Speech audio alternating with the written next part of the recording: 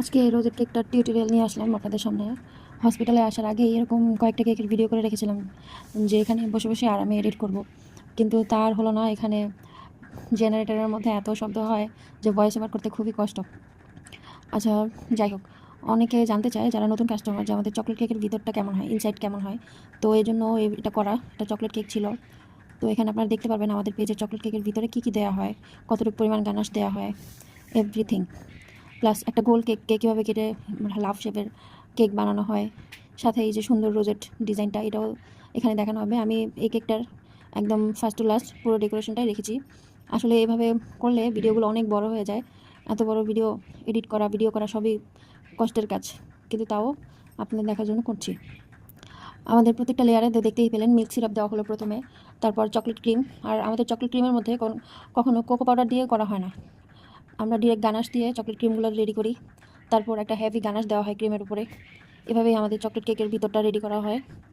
এই তো ফ্রস্টিংগুলো করা শেষ হয়ে গেল, এখন ক্রামকুট করে নিচ্ছি। ক্রামকুট করার পরে কেকটা আমি ফ্রিজে রাখবো না, আমি এভাবেই কাট করে হার্ট শেপের করে নেব। হার্ট শেপ করার পরে তখন আমি ফ্রিজে রাখবো। এই যে দেখুন, প্রথমে এভাবে দাগ কেটে মাঝখান দিয়ে একটু কোনো করে কেটে নিলাম, এখন দুই সাইডে কেটে নিব। এগুলো মানে সব কিছু বলে বোঝানো যায় না, আপনারা দেখে জেনে নেবেন। এই যে দেখেন কেমন শব্দ হওয়া শুরু করে দিল, এরকমই হয়। এই শব্দের কারণে আমার ভয়েস দিতে খুবই কষ্ট হচ্ছে। আর এই তো কেকটা অলমোস্ট হার্ট শেপে চলে এসেছে, এখন ভালো মতো ক্রামকোট করে আর একটু শেপটা সুন্দর করে নিব। আমি কখনো মানে হার্ট শেপের কোনো মোল্ড কিনি নাই, কারণ গোল কেক থেকে ইজিলি হার্ট শেপ করা যায়। এই যে দেখেন হার্ট শেপ হয়ে গেল। এখন বোর্ডটা একটু ক্লিন করে কেকটা কিছুক্ষণের জন্য ফ্রিজিং করে নিব। এটা হচ্ছে ফ্রিজিং করার পরে কেকের সাইডে যেহেতু সাদা ক্রিম থাকবে, তো এই জন্য সাইডের ক্রিমটা আমি দিয়ে নিচ্ছি। আর এখানে একটা ডিজাইন আছে, ওই ডিজাইনের জন্য সাইডে বেশি ফিনিশিংয়ের প্রয়োজন হবে না। কাস্টমার রেফারেন্সের পিকচারটাও এরকমই ছিল, আপনারা দেখুন, দেখলেই বুঝতে পারবেন। আর উপরে আমি আর কোনো সাদা ক্রিম লাগাবো না, কারণ উপরে যখন রোজের ডিজাইনগুলো করবো তখন এমনিতেই অনেক ক্রিম চলে যাবে ওখানে। এই জন্য আমি উপরটা এইভাবে ক্রামকোট অবস্থায় রেখে দিব, শুধু সাইডে ক্রিমগুলো লাগাবো।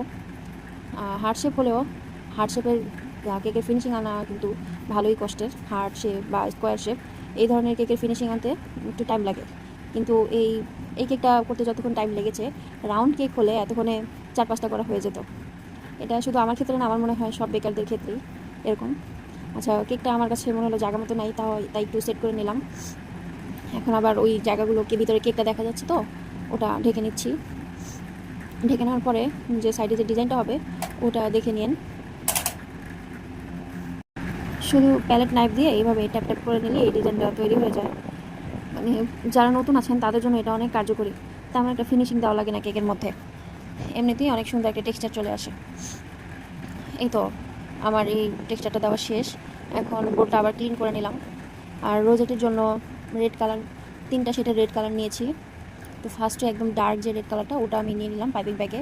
তারপর একদম ইজি, মানে আমার কাছে মনে হলো কেকের মধ্যে যে আমরা সিঙ্গেল রোজ বসাই, ওই রোজ করার চেয়ে এই রোজ করা, মানে এই কেকের ডিজাইনটা করা আরও ইজি।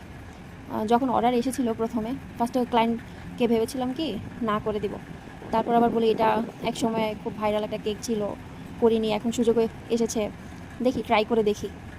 কিন্তু না, আউটকাম আমি যতটুকু আশা করেছি আলহামদুলিল্লাহ তার চাইতে অনেক ভালো এসেছে। আর খুবই সহজ, মানে এটা করতে একেবারেই সময় লাগে নাই। হার্ট শেপের উপরে ফিনিশিং দিতেও ভালোই সময় লাগে, কিন্তু এখানে তো ফিনিশিংয়ের কাজ নেই। আর রোজেটগুলো মনে হলো যে 2 মিনিটের মধ্যেই হয়ে গেল। আর কেকের লুকটা তো আপনারা দেখেনি, খুব ভালো লুক আসে।